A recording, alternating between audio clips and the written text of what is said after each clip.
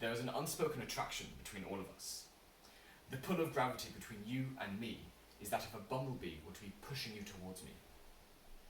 If we could create a device that could measure these tiny forces, it would have far-reaching applications in fields such as civil engineering, archaeology, geology, and inertial navigation. The simplest measurement of gravity is to drop something and to measure the speed at which it falls. This, however, has a fundamental problem, as you are unable to determine whether or not the object falls due to gravity or because you're in a spaceship accelerating at 1g. What this means in the real world is that you don't know if your measurement is the actual measurement or it's being altered by vibrations in your surroundings, such as on a building site. To overcome this, we can make two measurements, one higher than the other. Here we expect the object closer to the ground to feel more gravity than the higher object, and any similarities seen we can say are due to vibrations and movement from the surroundings.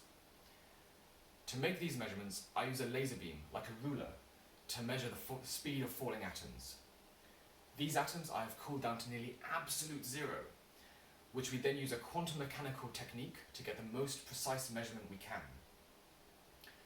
Currently, these devices only exist in laboratories, where they're exclusively used for measurements of the fundamental nature of our universe. Here in the middle is an image of one of these experiments featuring a 10-meter drop tower. Not very portable.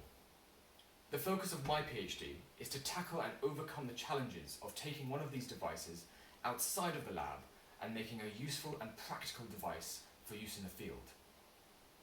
Here on the right is an image of my experiment, my half-meter drop tower, which I hope to be able to use outside of the lab one day. Thank you.